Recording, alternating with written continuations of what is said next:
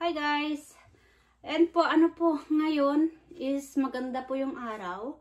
Tapos bukas po or mamayang gabi is mag-freezing. Kaya, kailangan na po nating itanim yung ating bawang, garlic. Para next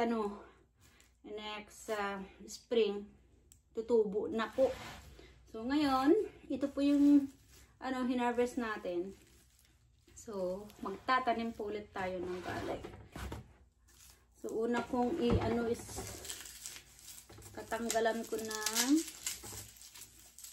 ito po. Yung seed natin, itatanim na po natin. Ganito ako magtanim ng bawang, yung mga isang clubs. So, kailangan. Iilan lang yung puti kong garlic. So, may dalawa akong nakitang garlic kasi nagamit ko na ata. Ayan, ang lalaki po ng butil, oh. Ayan. So, itanim po natin. Busy ako ngayon sa gardening po. Kasi ayusin ko pa yung pagtamnan ko. Kasi hindi ko pa nabungkal yun. Ang ganda po ng araw kasi ilang araw ding ulan ng ulan. Hindi ako nakaakyat sa bundok. Ngayon gusto kong umakyat sa bundok para maghanap ng mushroom. Kaso busy ako ngayon. Biyaya akong aakyat sa bundok. Gusto ko man. Hindi ako pwede kasi kailangan kong maitanim po itong garlic. Kasi pre-freezing na. Ito pa sa Halloween. Lalaki ng butil po yung garlic ko eh. O, tignan yung lalaki. Ayan, ang itatanim natin. Ang klase ng garlic na ito, parang red onion na pinaghalong garlic. So, minsan yung mga ibang nakakakita, sabi nila, mali ka. Hindi yan, bawang. Yan, sibuyas. Hindi po, garlic po talaga ito. Red Russian garlic ang tawag sa. Kasi sa Pilipinas, di ba, ang bawang is puti. Dito, daming klase. May parang pula na parang yung red onion. So, gagawa lang tayo ng binhi natin. Gawin ko sana ito kagabi, kaso busy po akong kaka-reply sa mga ninyo. So, ito. Hindi ko alam kung ilan kong itatanim ko.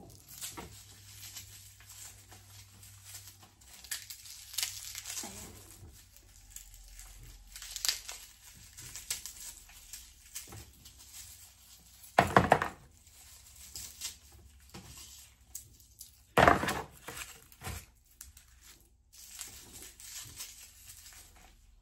Kasi talaga never akong bumibili ng bawang sa grocery store. Kasi itong bawang po, eksaktong-eksakto ng isang taon. Ay, sayang. Eksakto to sa isang taon. Kasi, naman po, hindi naman kasi ako palaging naggigisa.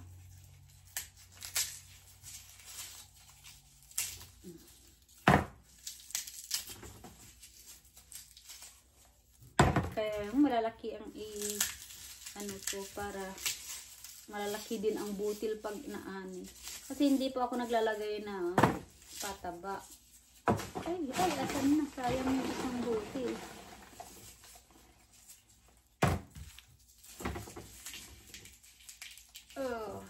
Pag may 100 pieces siguro okay na ito.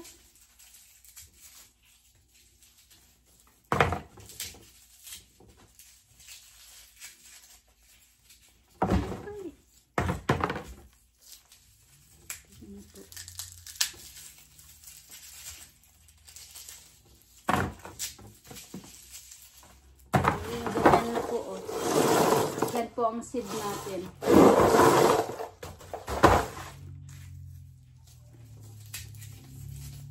Tapos yung yung matitira, yun yung gagamitin natin na panggisa.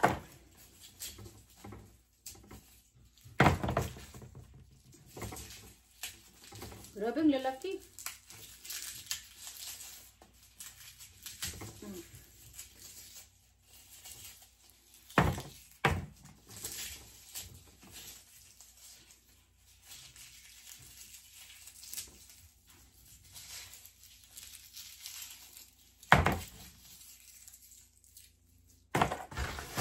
So, ito na po lahat yung ating itatanim po. Ayan.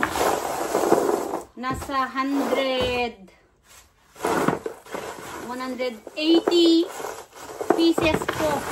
Ito. Ayan, binilang ko po, nasa 180. So, yun lang po ang ating itatanim. Kasi maliit lang po yung ating space dun sa likod na pagtamnan natin. So, yan. Samahan niyo po akong sa likod para itanim po ito. So, bago po natin itanim yung ating garlic, as you can see, hindi ko pa naayos simula nung na-harvest po yung garlic natin. So, may mga damo-damo.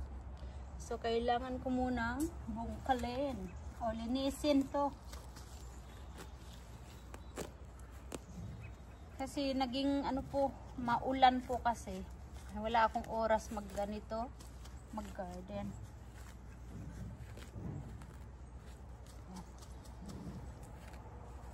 Problema. Hindi natin na ilagay yung may mga damo.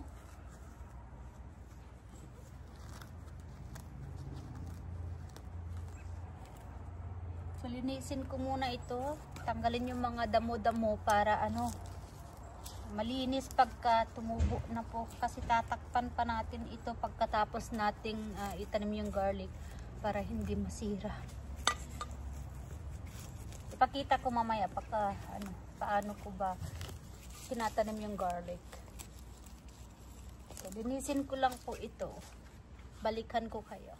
Ayan po, after natin na yung mga damo, prepare na po natin yung pagtabnan.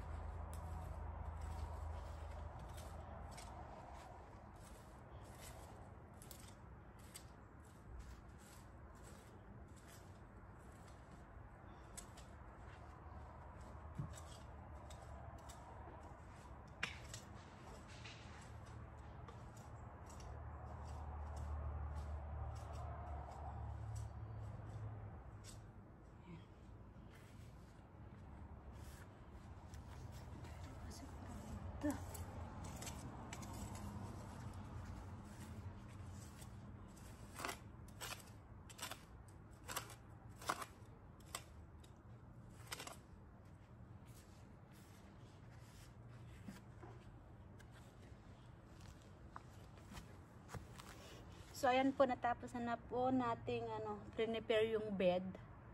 Ngayon, itatanim na po natin yung garlic. So, ayan, doon ako magsisimula.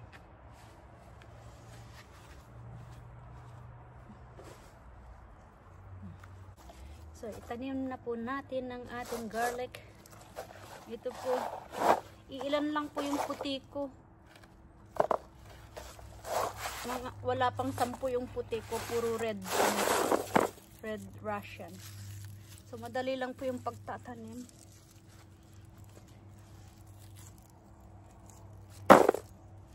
Ano ko dito?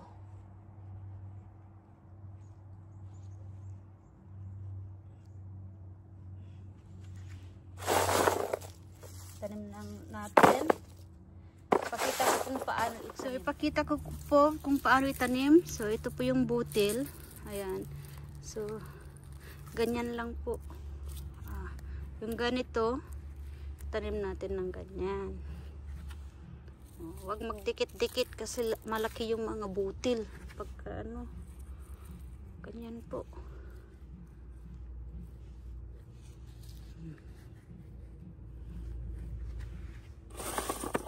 Yan lang po ang pagtatanim ng garlic.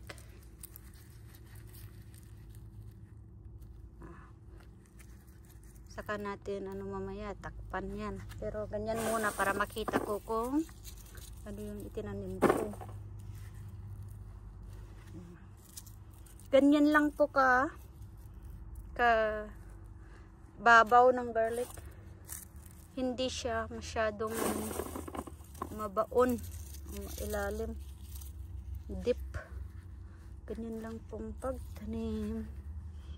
Bawang, ayan. Ayan po. Ang dami pa tayong itatanim. Pero madali lang ito.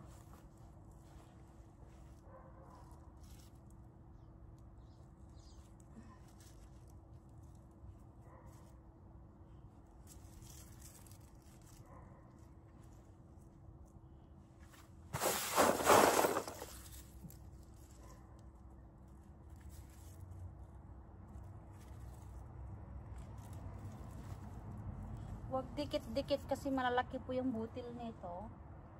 Para pag harvest malalaki din yung butil.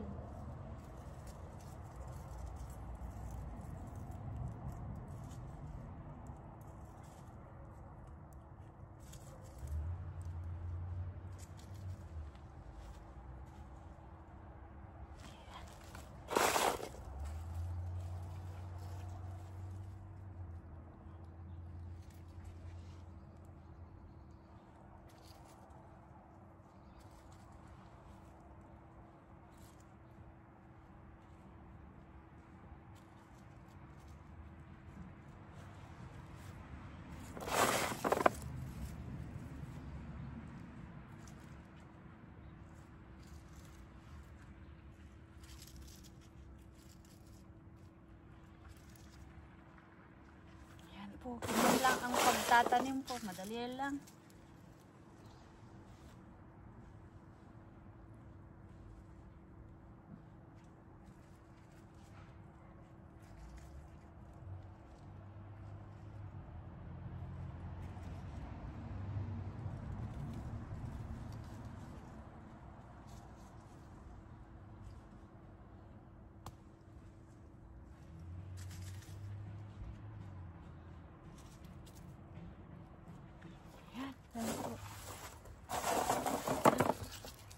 Dami pa tayong itatanim.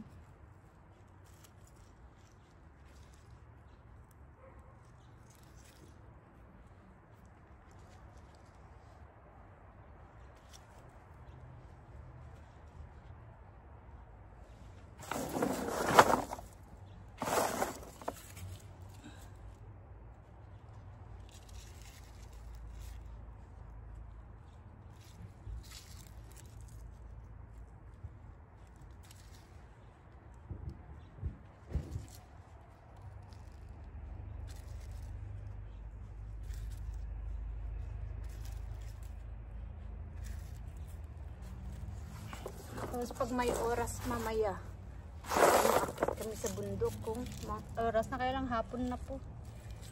Tapos marami pang gagawin. Kaya hindi na kami makaakyat sa sa bundok.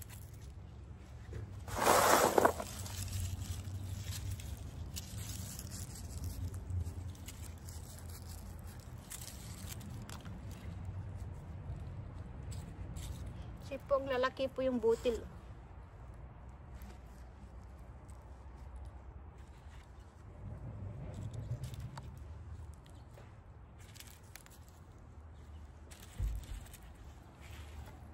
Ayan. Tanim po.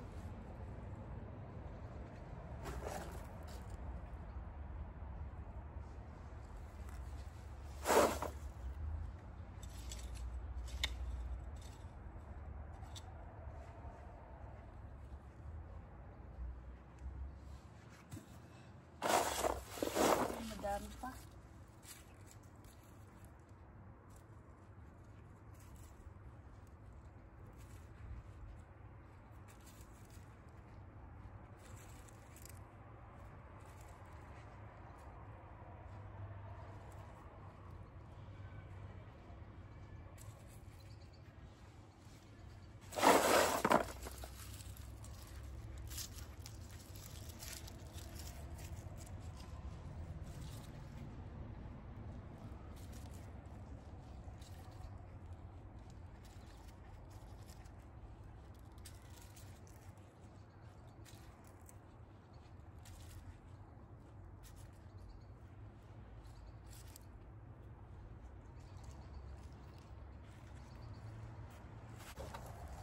Ayan po. Tanim na natin lahat.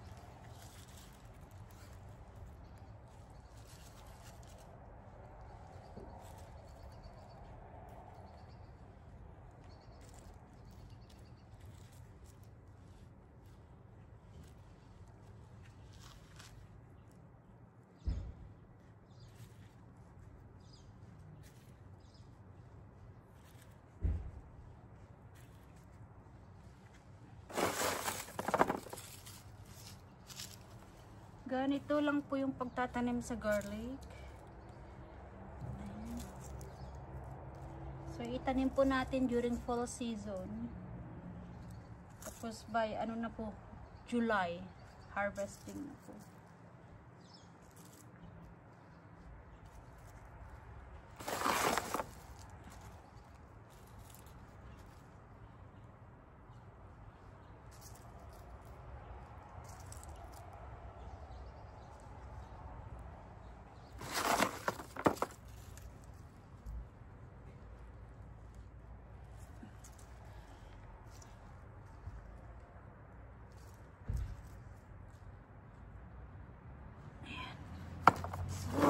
Tayong konti, itanim natin dun sa banda doon. So ayan po, natapos na po natin na itanim lahat yung ating garlic. So ano na po, takpan na po natin.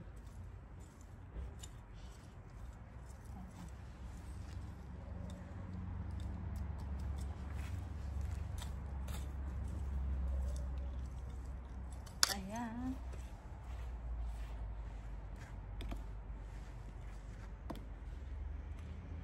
Ganito lang po.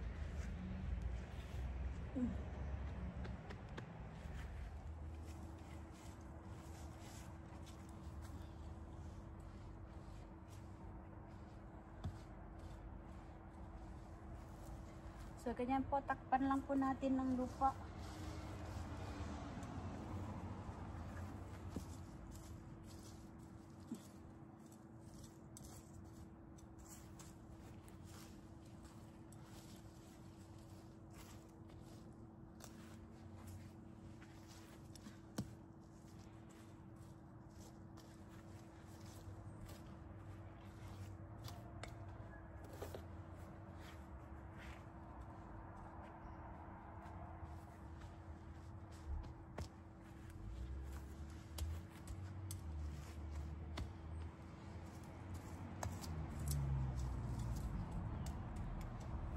So, ayan, natakpan na po natin ng lupa yung bawang.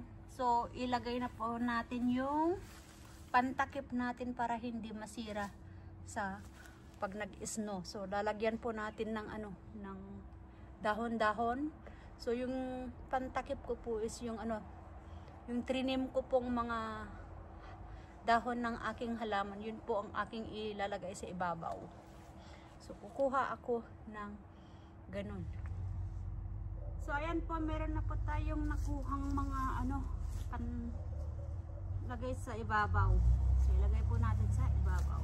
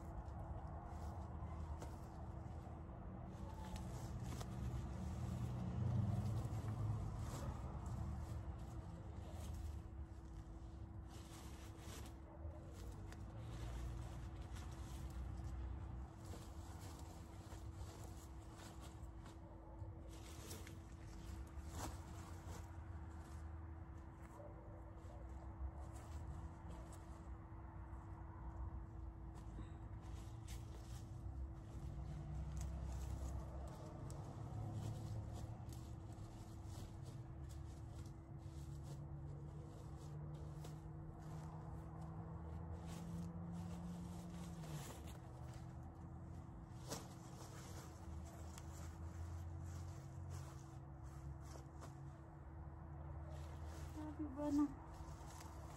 Slag.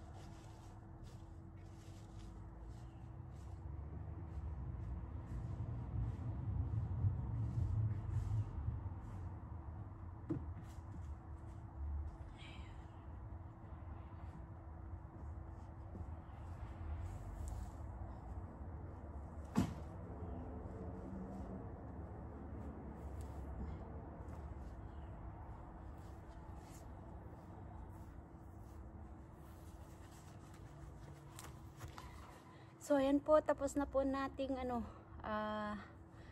naitanim yung ating garlic. As you can see, natabunan na po natin ng mga dahon-dahon para hindi po masira pag nagka-snow. So ayan, goods for na po. Tapos na po ang ating pagtatanim ng garlic. Ay, may ipakita po ako sa inyo dito sa likod ng bahay. Dahil po tag-ulan, sunod-sunod po yung ulan. Tignan nyo po, ang dami pong kabote na tumubo dito sa lawn namin. Pakita ko. Ayan po, ang dami-dami po. Ito ang daming mga mushroom. Sunod-sunod kasi ng ulan, kaya pati dito sa likod ng bahay madami. Kaya siguro sabi ng wag ka nang umakyat sa bundok, wag mo nang dayuhin pa sa bundok. Lagyan kita ng mushroom sa likod ng bahay ninyo, baka gano'n. Kasi ito, ang dami-dami Kaya lang hindi ko alam kung edible po ito. Kasi ang dami. Ang daming natubo. Mga ganitong mushroom. Ang dami po. Alam ko parang edible to kasi walang ring. Kaya lang hindi ko alam. Ang dami po Kasi ang ulan ng ulam, kaya ang dami natubo. Tinignan ko dito sa kapitbahay, wala naman natubo. Bakit dito sa amin mayroon? Ang dami-dami. So ayan. So ayan po, tapos na po nating naitanim. So antayin ko lang po si Daddy sa kasi bunso, nagpunta po sila sa sa may storage, kasi may storage po kami para kukunin yung mga winter gear po namin kasi nga malamig na. Pababa, grabe pala yung snow kagabi dahil nga sunod-sunod yung snow, madami pong snow kagabi. So yan, pababa yung snow, kaya ayun, at least tapos ko nang naitanim yung garlic, wala na akong iisipin pa. Kaya meron na po tayong oras magkilay-kilay dahil wala na akong garden na pagkabisihan. So ayan, may oras na po tayong maglagay ng ating kolorate sa mukha. Anyway, ayan po, naantay ko sila Daddy kasi gusto kong umakyat sa bundok bago mag-freezing. Baka may mga mushroom pa, kaso baka wala ng oras kasi ang tagal nila. Wala pa sila, madami pa kaming gagawin. Itatago na namin yung mga hoses namin sa crawl space po namin kasi para hindi masira. Tapos ayan, marami pa akong gagawin. So ayan po, ganoon lang po yung pagtanim ng garlics. Madali lang po. So itanim natin ngayong fall, tapos by July pwede nang ma-harvest. So napakadali po. Wala pong masyadong maintenance sa pagtatanim ng garlic. Ganun lang po. Hindi po masyadong deep yung pagtatanim. Ibabaw lang.